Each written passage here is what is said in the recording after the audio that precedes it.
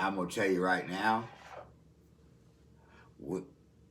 I said this last year as a, oh, by the way, I'm talking about the Beaumont Renegades right now, just so you know. I'm not losing my brain. Um, Before we get on everything else. But I said last year we were going to have a pass rush. And I talked about our defense. Of course, our offense was cold. I mean, the great thing now is I thought I would be doing all the you know what talking, but I'm not. Um, anyway, we did spank some ass on that defense, boy. We sure did. Spiked it all day. Now, right now, we have got two of, I promise you, the fastest edge rushers. I don't give a damn in what league. I work with D linemen. I work with edge rushers. Have been for 20 years. And I thought the fastest person I'd ever seen come out of a stance up close, just warming up on some 10s back when he was probably a sophomore at A&M, was Myles Garrett. Seeing Myles come out, I believe was on warming up on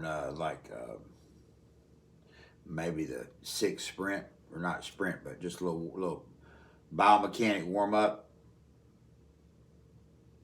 Pigeon-toed as that cat was too, I couldn't believe it.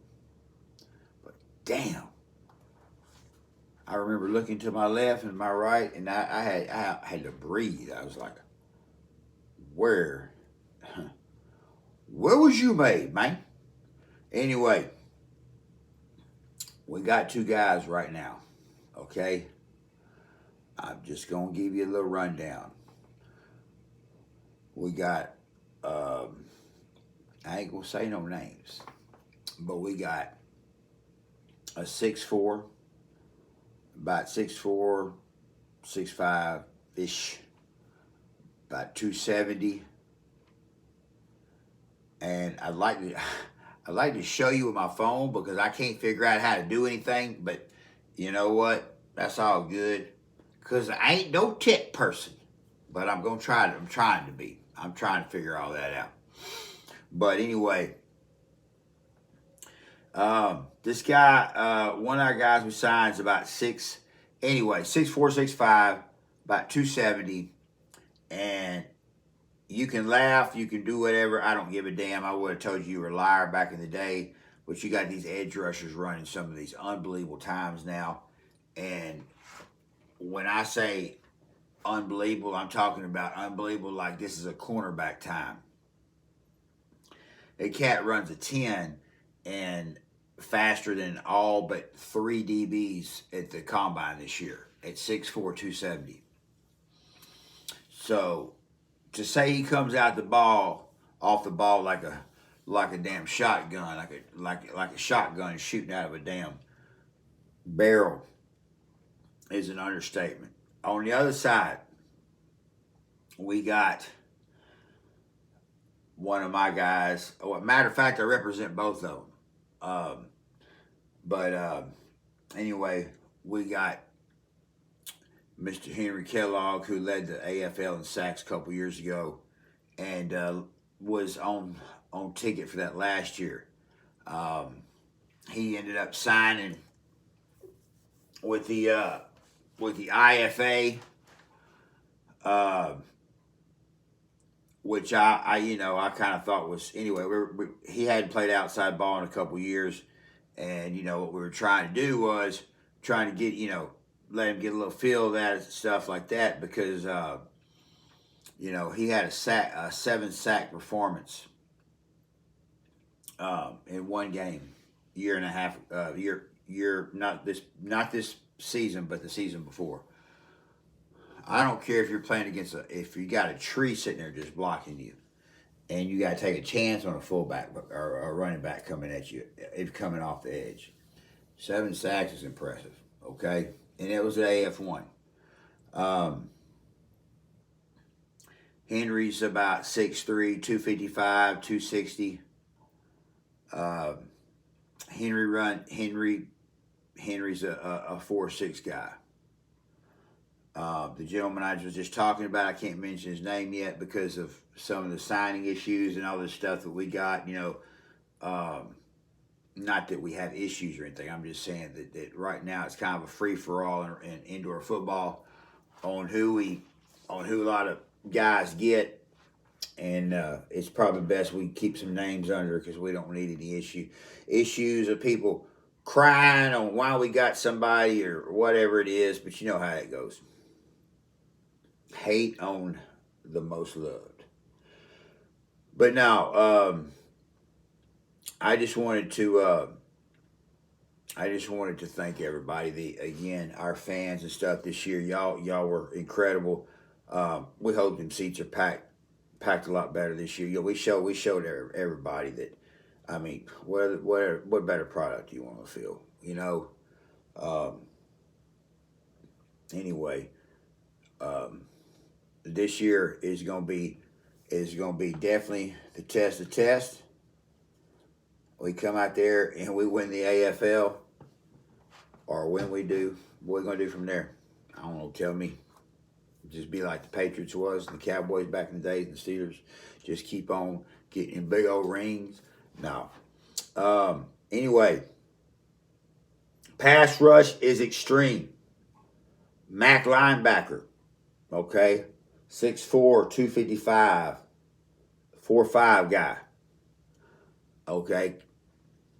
Coming up that A-gap.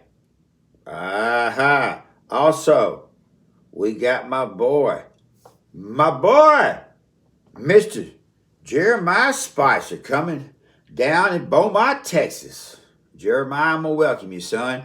I can't wait to meet you. I've known you from with everybody that watches this podcast, whatever the hell you want to call this thing. Everybody knows Jeremiah Spicer. Jeremiah is a young version of me because that kid can squeeze his way through the corner of a door to a gold mine.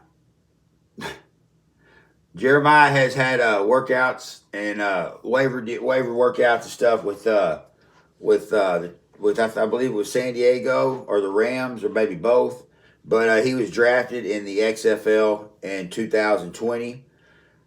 And as you see, we're not necessarily going for a lot of we're just kind of doing like last year. We had JD Griggs. JD was I believe JD was 34 maybe.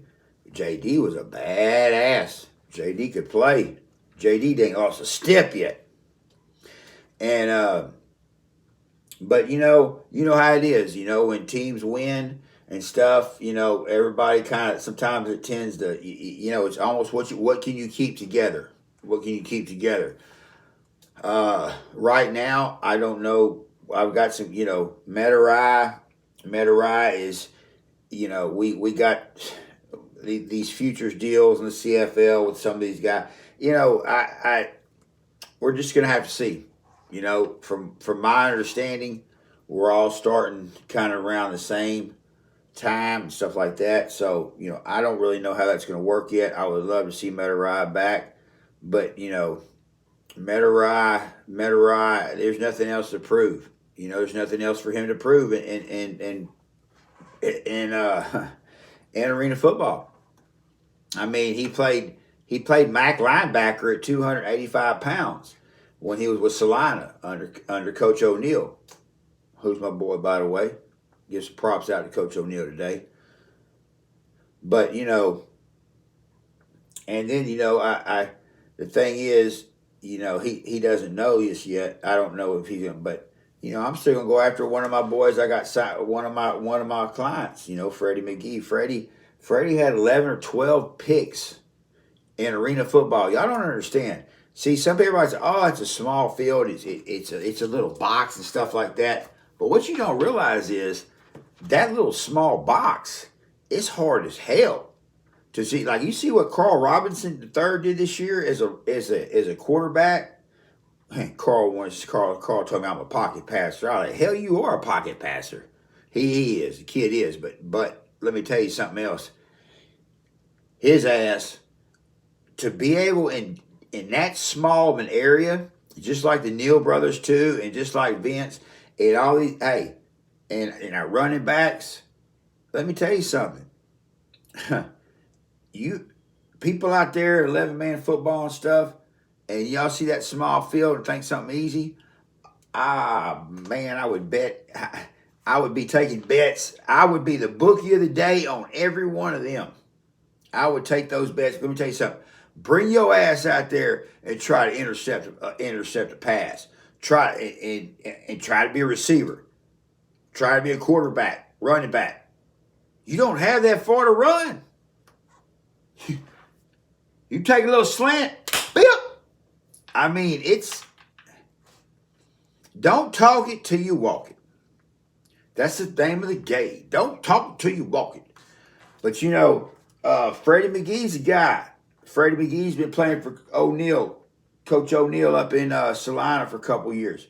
Freddie was all defensive player of the year, the year before last in the AFL. He had, like I said, 11 or 12 picks. Freddie, and we've been talking to probably legitimately maybe 7 NFL teams. And the thing is, you know what? Let me tell you something.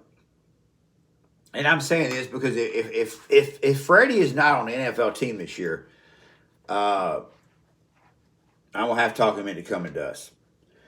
But Freddie is a smaller DB, and I'm getting a lot of flack from some of these several NFL teams. Is he 5'10"? Well, Aaron Donald wasn't 6'4". But he got the job done. He sure as hell did all day long. I mean, you gonna tell me James Harrison, because he wasn't even 6 foot, couldn't do his job? Tell James Harrison that. Go up to him and look him in the face and tell his big ass that, you know what, you're too damn short. Because that's exactly what's happening to Freddie McGee right now. What's happening to him is straight up political bullshit. Okay? He is 5 foot, probably, I don't know how tall Freddie is. Hell, low 5'9", maybe, high 5'8". Bottom line is, look back at all the cornerbacks. And I know what I'm going to hear. Oh, the receivers are 6'4" and 6'5". Now you need a corner that tall. No, you don't. No, you don't. Not if his ass can jump. And a ball haul like Freddie, he plays like he's 6'5". Quick as a cat. Fast as a rat. But anyway, our O-line right now, we looking good. We know we signed, got Big Jake back. Jake was our center. And, I like Jake. Jake's my boy. Jake has that.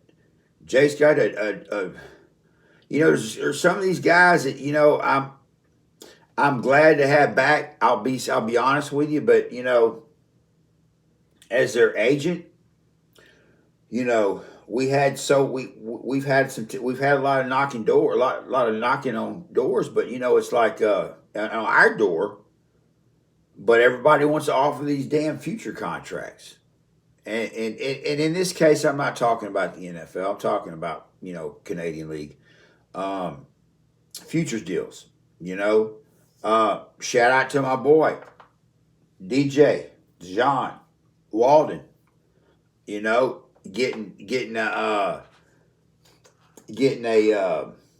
deal with BC, getting a futures deal. Hey, John, 5'10", 235. Did you hear that? 5'10", 235. Okay? Tell me something wrong with that. Defensive end. Okay? You got Freddie, who They say Packers. I'm not going to say his name. Player personnel director. No, you are. But I did say the GM. But you tell me he's too short, but yet he could come out there and in a waiver deal and make your receivers look like they got damn weights on their feet. But he's too short. Average height of a defensive end in the NFL, probably about 6'4". Hell, it could be 6'6" now, but no, it's around 6'4". 6'4", 6'5". John is 5'10". Okay? So John is also a bullet off the ball. I love watching him play. He's fast as hell. He's got some good hands. He's got it all. Look for him to lead the CFL in sacks in 2026. But you see what I'm saying? It's a 2026 deal. And football's changing a lot this year. Some of these guys we've signed, I hope, if I'm their agent, of course, I'm going to be honest with you. I hope that we were playing this year when the UFL was playing. But as their agent, we've got, Kobe Thomas, and he was, first team All-League.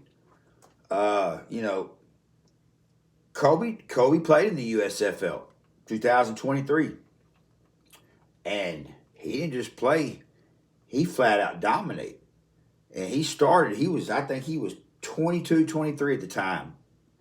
And, we got him signed. I signed him, I think, on a Wednesday, and he was signed on a Friday.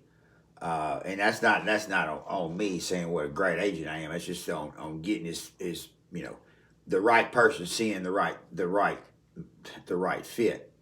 I mean, hell, the kid was an All-American at Sam Houston, I think, 4 times, all 4 years. But Kobe has dominated at that next level. One shade under the NFL. 6'2", 6'1", 6'2", 320. They put him at tackle. Okay, I'm not making up excuses for these guys. I'm just saying it's a bunch of political crap and all this stuff. And it's frustrating.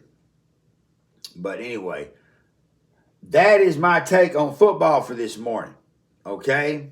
Now, I am going to give you a quick little bing, bada, boom because I'm rolling this out into motivation and stuff like that. I'm going to usually keep it to 5-10 minutes on football, 5-10 minutes on motivation, and I'm going to be done. Boop, because I know that everybody and the way things are now, TikTok and all that, it's like you're going fast. But anyway, also shouts out to my guys, Cole Lavelle. Cole played IFL. Then I got him got him drafted.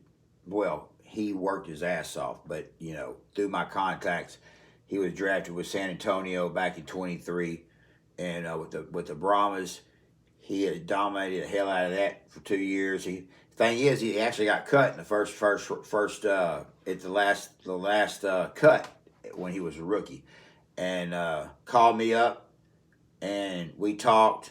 Will Lewis, thank you to this day for giving him another shot. Will called me after this was done, and Will said Will Lewis was a general manager of San Antonio at that time, and this year he was the general manager of the Houston Roughnecks. But anyway, he calls me up and says, "So what's up with Big Cole?" I said, "I don't know. He just let me know that he was let loose." But I did ask him what you said, and he said, what's that?" I reminded Will a little bit. He said that you said to make sure he stays in shape. And I told him, I said, "Well, that's a good sign. That's a good sign. If any of you cats are trying to are doing something professionally on a professional team, I'm not talking about a college. I know professional the lingo with this, but the bottom line is, if somebody a GM can tell you anything. Okay, a GM will tell you anything a lot of times. But I'm gonna tell you straight up, they got no reason to sit there and tell you, make sure you stay in shape, make sure you do this, blah, blah, blah, blah, blah, blah, blah. Bottom line is, if they tell you, keep your ass ready. Those words, and that was also said about Cole. Tell Big Cole to stay ready and make sure he stays in shape. Because Cole's 6'7", like 360 or 350. But you know what? It's funny. It's funny because it's funny how things work out. I kept all the it's funny. I kept the screenshots where Cole texted me and was like, "Oh man, I got let go, Griff, and da. And you know what? It's it was funny because I just talked to Will. I said, "Cole," and this was on a Friday. I said, "Give it till Monday. You'll be back." I got a text from Will, GM, letting me know. He said, "Tell Big Cole we need him on such and such flight, whatever. We're bringing him back. He's going to be playing this weekend in our first game. We might need him to start." So, guys, all right, IFL. I got, one day I'll figure out how to put all the crap up behind me. But check this out. I don't know if you can even see that. It probably doesn't even look right. It's probably shining all weird. That's just how janky I am showing you stuff with my phone. Frisco Fighters. Billy Back called me. Let me know he had a badass. Frisco Fighters. That's after San Antonio Brahmas changed. And Cole's anyway, bottom line is, okay, that was the Brahmas, but I don't know if you can see it. This light up. What's that say? Oh, baby. New York Jets, UFL to NFL. Okay, since there's been, anyway, so, and the Raiders fit in on a couple things with this, but anyway, that's not my deal. Cole's a kid that he's a good stand-up kid. He's a hard-ass worker. And if you're an O-lineman and you want to know what it takes to make it, if you don't got his work ethic, guess what? You ain't going to make it. Cole's a good dude. Good man of God. Good kid. I need him and Metarai going head to head. We got to get Metarai. Metarai is driving me crazy. I got to get Metarai signed. Metarai needs to be playing on Sundays. Kobe needs to be playing on Sundays. Jake is right there at the edge to be playing on Sundays. I'm not saying this because they're my clients. And these two pass rushers coming in, I'm going to be doing a lot of calling and a whole lot of talking to NFL people. We are going to be the only AFL team, unless Jeff Fisher's sitting over there on the sideline, because, you can't say that because Jeff knows everybody. Jeff, you've turned out to be a hell of a commissioner, by the way. Had a couple guys up with the Titans back in the day. But anyway, also, like I said, everybody keep Dietrich in your prayers. From my understanding, he's hanging in there. He's in good spirits and stuff. Let's just see how everything goes. One thing is, you can't read another man's heart. Dietrich's had a great career, but if Dietrich ain't ready for it to be over, it ain't gonna be over. I don't care what anybody says. When you got a heart of a lion, it's hard to tame. You capture what you capture. All right. I'm about to get on a Bible study with my head coach. So we have, he has one at 6 o'clock in the morning. A lot of different guys call in. And a bunch of old broken down NFL guys and AFL guys. I guess I can fit in that a little bit somewhere. Thank you, Corey Mayfield, for getting me in this group. It's uplifting in the morning. But anyway, I wanted to point out one thing before I leave, and it's, you know, there's a thing. It's going to be short. There's a thing that I've noticed about people in everything today's, you know, I don't understand it. It's one of those things that you know you kind of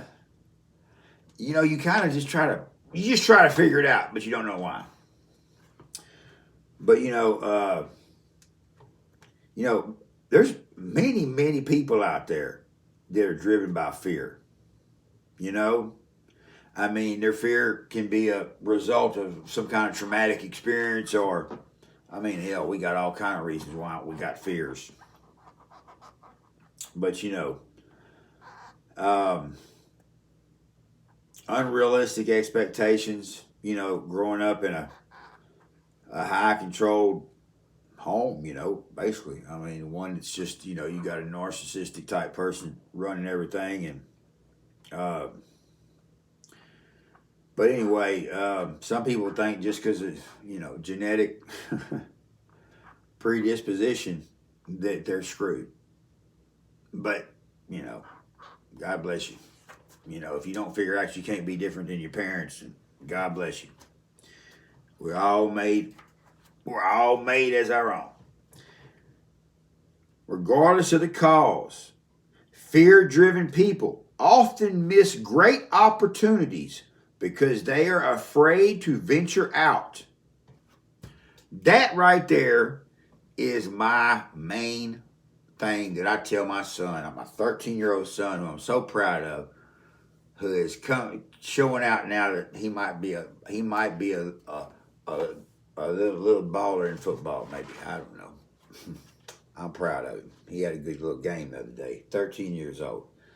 13 years old. He's probably 6 foot, 6'1", wears a 13 shoe, 190, and yeah, he's not even 14. Anyway, kids got me on height now. We're eye to eye. Kind of makes me feel weird. Anyway, though, bottom line is, you know, if you're scared to step out, in anything, I'm sorry, but if you do not step out of that comfort zone, you will not grow. And I know y'all can see this on YouTube, on every damn motivational speaker there is that exists. If you don't step out the box, and you know what, everybody can wake up in the morning. Today I'm gonna step out the box. Today I'm gonna go for this. Today I'm gonna go for that. But guess what? You don't. You don't. And let me tell you something right now. And I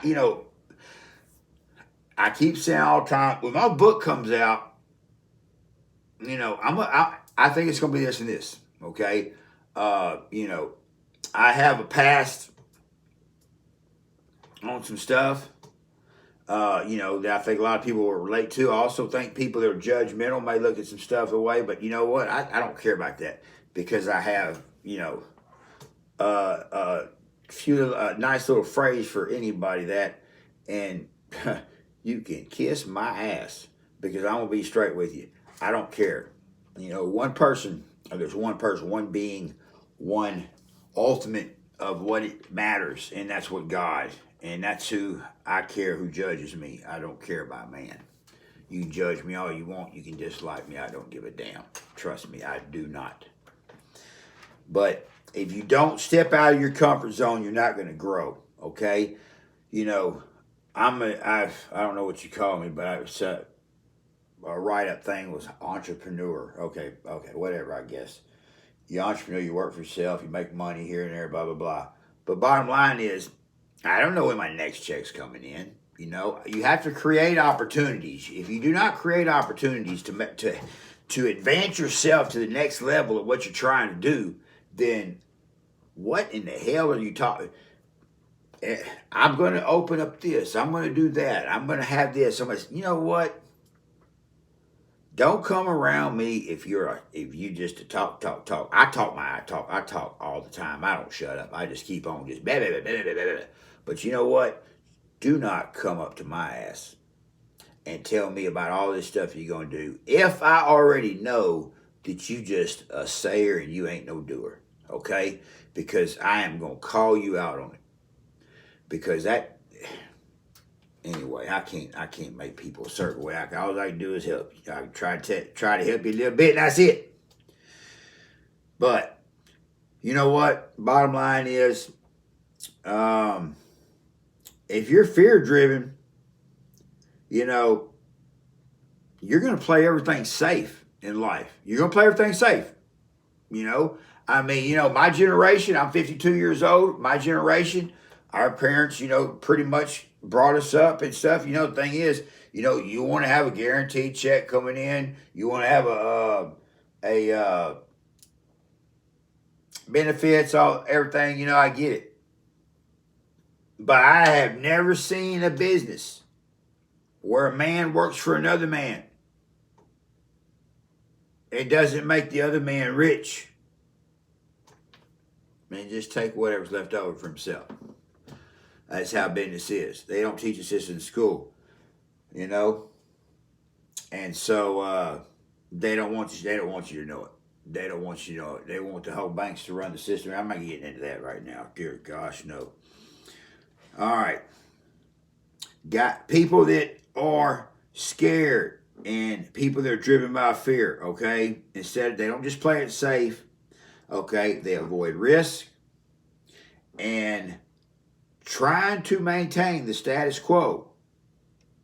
Fear is a self-imposed prison that will keep you from becoming what God intends for you to be. Are you going to let fear keep you from being what He wants you to do? Because I hate one thing for you, partner.